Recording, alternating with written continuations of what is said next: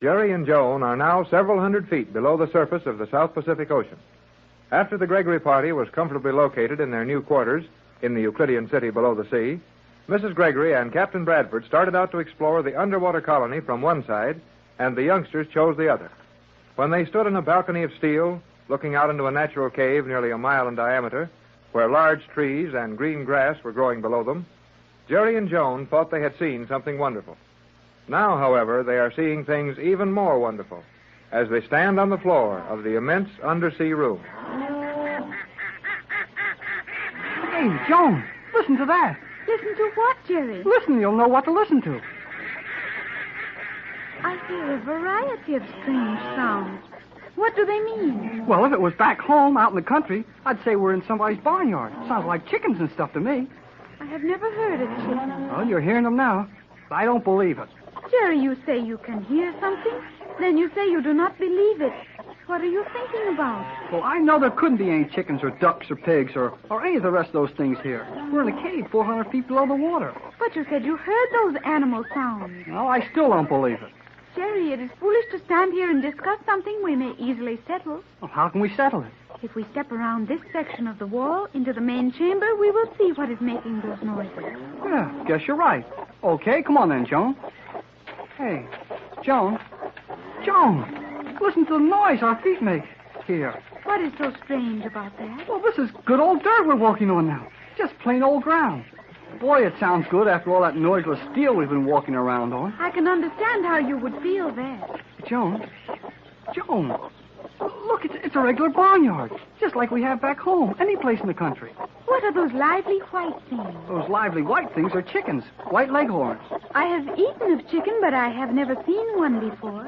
Did you like that bacon we had for breakfast? It was indeed acceptable food. Well, that old guy over there with a curly tail, that's a pig, and someday he'll be bacon. Will he also be eggs? Will he be what? Will the pig be eggs?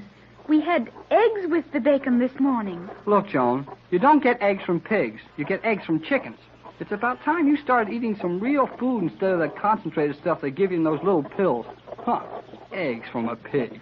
I am sorry if you think I am stupid, Jerry, but I had never seen either a chicken or a pig. Oh, okay, but don't ask me a lot of silly questions now if you see a cow. A cow? What is a cow? I know it. Now hold everything. I'll explain a cow when we see a cow. I suppose you think milk comes from those concentrated milk tablets. That is indeed all I know of milk. Well, it strikes me that a lot of these Euclideans know plenty more than you do about a lot of things. Somebody's been living down here and taking care of all these animals and birds and stuff. Jerry, what is stuff? Oh, stuff is, well, when you're talking about something and you mean a whole lot more that's pretty near the same thing, well, that's stuff. A larger quantity of nearly the same thing. Hey, look who's coming. He is vaguely familiar to me. Well, I guess you only saw him a time or two when we first came here in your mother's yacht. That's the old skipper who was handling the boat. The old gentleman who speaks only a single word at one utterance? That's the guy. And he's got some funny-looking clothes on. Looks like he's working here. That is indeed the Euclidean laboring dress. Well, back home, we'd call them overalls. Hey, Skipper. Jerry, perhaps you should not speak to him. Why not? Old G-47 said we could do anything we wanted to on the sightseeing tour. He has heard you, Jerry. He is coming toward us. Boy, and does he look glad to see us. Hello, Skipper. Hello. How do you do? Hello. Have you been here ever since we escaped from the island? Yep. Have you been working down here? Yep. But you are a sea captain. What did you know of farming? Nothing. Well, you must be doing it all right now. You look like they were treating you pretty good. Aye. Is McLeod the Scotch engineer down here, too? Aye. What's he doing? Milking. Milking? Milking. You mean milking cows? An engineer from a yacht milking cows? Aye. Oh, I'll bet he doesn't like that any too well. What's your job, Skipper? Pigs. Pigs? Hogs. Oh, boy. I can see that engineer handling a bunch of pigs. Jerry, what is a hog? Oh, a hog is a pig. Then what is a pig? Oh, a pig is a hog. I do not understand Well, that. never mind now. Save all the questions till some other time. Just now, I want to try and find out something about what's been going on here. Have they treated you all right, Skipper? I mean, plenty to eat and a good place to sleep? Aye. Can we see McLeod pretty soon? Aye. Jerry, would it not be quicker and easier to see these things for yourself than it is to wait for the captain's answers one word at a time? Hey, look here, Skipper. Why don't you open up and do some real talking? I mean, put 2 or 3 words together and make a book out of them. Nope. Why? What's wrong with talking like other people? Waste. Waste of what? Words. So it's too much of a waste of words to tell us what's happened since we've been gone. Yep. Do you know where McLeod is? I mean, where we can find him right away? Pigs. Yeah, I know. He's with the pigs. But where are the pigs? Gone. The pigs are gone? Aye. Well, where did they go? I know blame well they can't run away from down here in this place. Where are they? Sleep. Oh, the pigs are gone to sleep? Aye. Jerry, if they are sleeping, we do not wish to disturb them now. Look, Joan, a pig is something you don't care whether you disturb it or not. A pig can sleep any old time. A pig, well, a pig is just a pig. Possibly, but the skipper says the pigs are asleep. And I believe he means we cannot see Mr. McLeod, who is caring for them at this time. Is that not correct? Aye. Well, of all the blame nonsense I ever heard of, I can't visit the guy who's watching the pigs because the pigs are sleeping. Fine thing this is. It's a wonder the chickens aren't taking a little nap. Feeding. Oh, you're feeding them now? Aye. I should like to see that, Jerry. I have never seen a chicken eating. No. No, what? You mean we can't watch you feed the chickens? No. What is the objection? Orders. Orders? Regulations. Regulations. Boy, I pretty nearly had you there. That word's long enough to count for two. May we see them closely at some other time? Aye. Hey, Skipper, come back here. Busy. Oh, I like that. He's the old skipper, one of your mother's and Captain Bradford's best friends, so stuck on his job feeding Euclidean chickens that he can't even stop to talk to us. Perhaps he is only executing orders, as he said. Well, maybe, but it wouldn't hurt his old chickens any if we watched him feed them. Have you thought that G47 may have some secret regarding the feeding that you may not see? Oh, I suppose so. Well, come on. The old skipper's closing that gate, so we might as well walk around the edge of this place and, well, see if we can get a look at a cow without spoiling her game of checkers or whatever they have the cows doing here. Jerry, Yeah? do you not see how very final all this is? Final? What do you mean? That old gentleman you call the skipper, he is of your world, a good and loyal friend of my mother's. Oh, sure he is. Why? Yet his appearance is that of a man who is very happy, quite content with his lot, satisfied with this life. Yeah? Well, I guess he didn't seem very excited about seeing us, but then he never gets excited about anything. I meant more than that, Jerry. He is intelligent, has seen much of the world, and knows what various things are worth. Yet he is content to remain in Euclidia. What are you trying to say? I am afraid that may happen to all of us, Jerry. Is it not entirely possible that we may all find life here so pleasant that we will not want to leave it? Mother and the captain and yourself may be quite willing to give up the world you have always known.